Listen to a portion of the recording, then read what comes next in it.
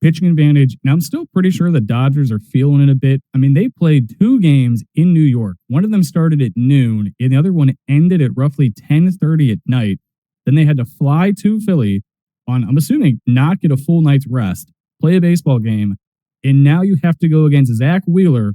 Not only Zach Wheeler is pissed off because he didn't get an original invitation to the All-Star game. He only got picked once someone else declined. So he is just extra pissed off. 10-1, 2.13. Philly's offense destroyed the previous night. They scored 10 runs. Everybody's hitting. I will say, basically the entire East Coast is about to get shelled with like 3 inches of rain. So I would imagine most of these games are delayed or don't happen. So take all of this with a fat grain of salt. Give me the Phillies minus 136 on the money line. Next game, I mentioned in the recap previous day, I have never seen the Guardians come out and hit a baseball like they did. It was off of Joe Ryan, and I think Joe Ryan came out in the middle of the 5th inning. So we got to the Twins bullpen pretty good. They do not have a listed pitcher. I know I was listening to most of the Cleveland broadcast, and we were talking, and they said they might have to call up a few arms from AAA. That is not good because the Twins already do not have a good bullpen. This could be the series that absolutely nukes the Twins and probably implicates a Joe Ryan trade, maybe a Josh Bell moving. Could I interest anyone in? That's probably it. Maybe Trevor Larnach. I'm not sure what his contract is like. But anyway, this game, there is no chance I'm laying Guardians minus 148. It would be a very Cleveland thing to do to score 13 runs in the first game of a series and then score like 2 the next day. So I'm going to stay away. And also, weather, horrible. Next one, give me the Pirates plus 132. Game 1, they kind of got schmacked because the Yankees scored 8 runs. I've been very impressed with this Pirates offense. Dude, look at their lineup. Every single dude can hit the baseball besides Henry Davis. But if I'm not mistaken, I think he was a first overall pick at one point, which is kind of crazy considering he's hitting a $164. But their team is solid. The only thing they really struggle with is a bullpen, which makes sense because you used to have a closer named Drew Bednar, and then you traded him to the Yankees for I don't even know what, but there's no chance that trade was worth it.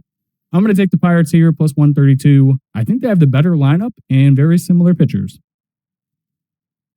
Okay, next game. If you've been watching the channel for a while, I do not think I have won an under bet maybe ever. It's been at least a month. I keep trying and I keep failing. This is the first one since we've entered back from the break. We're going to do it. It is Rasmussen up against Kevin Gausman. The Blue Jays lineup cannot hit to save their lives. The Tampa Bay lineup previously had been struggling to score runs until the first game of this series, where I think they scored 8.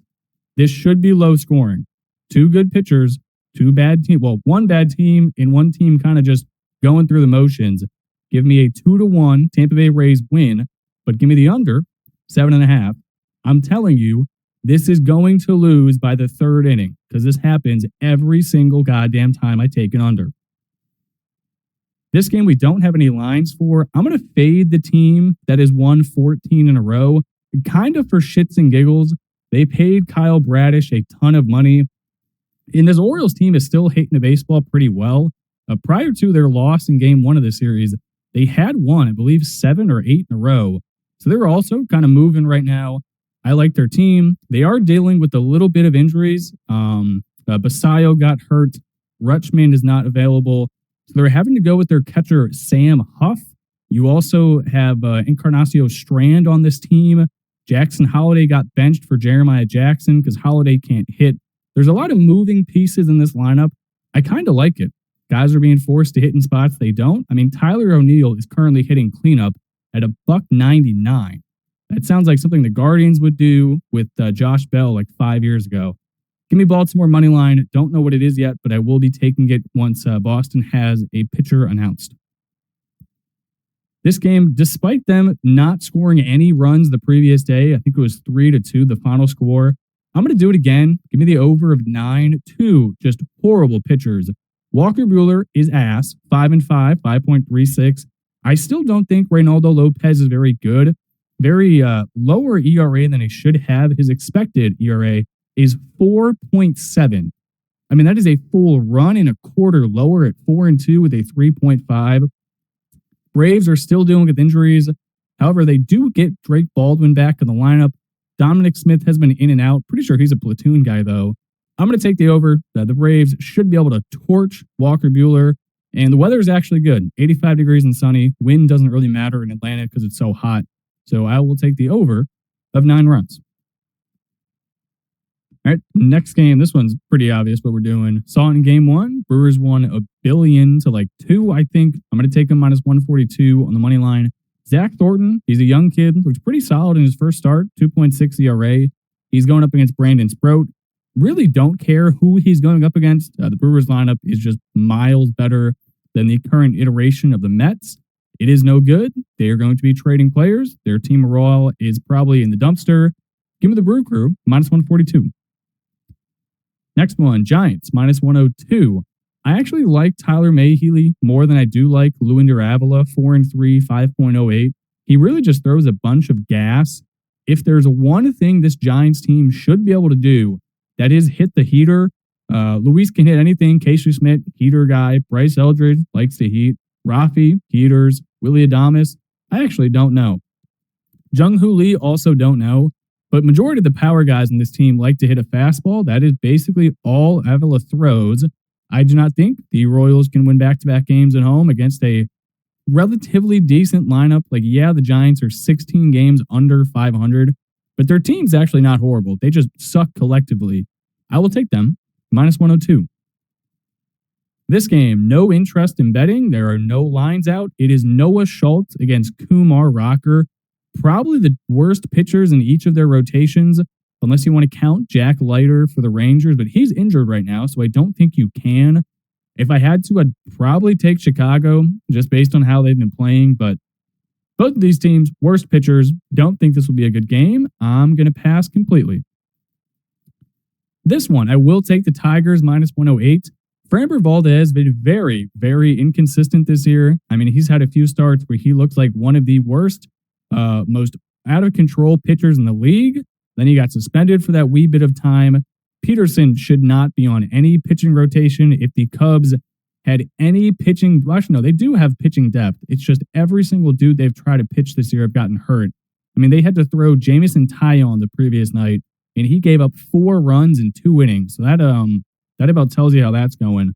I'm going to take the Tigers, even though the Cubs' offense has been red hot recently. Really just don't trust Peterson or anyone out of their bullpen right now to actually stop them from scoring.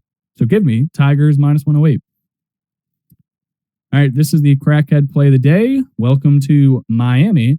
They've, I'm assuming, lost 7 in a row. Let me double check that score real quick so I'm not talking out of my own ass. But they were down 4-8. They are still down 4-8 because they suck. So looks like they will have lost 7 games in a row.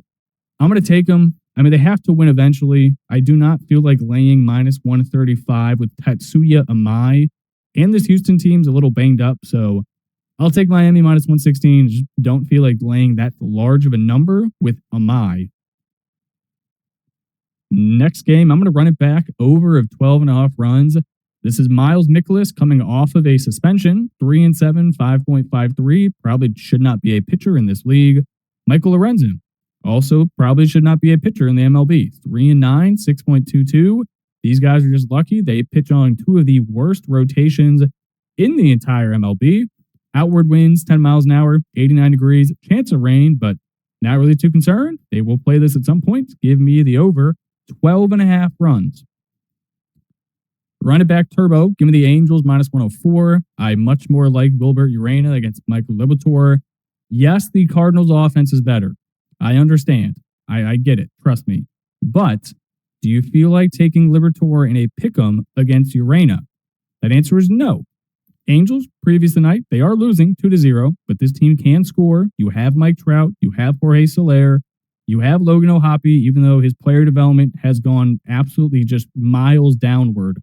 I remember last year when he was like really good and getting some hype. The Angels just don't develop anyone. And if they do, they trade them away, like Shohei. Well, they didn't really develop Shohei. They picked him up from over. You get the point. All their good players they trade, unless their name is Mike Trout, and you are just sentenced to eternal hell That is Anaheim. I will back them though.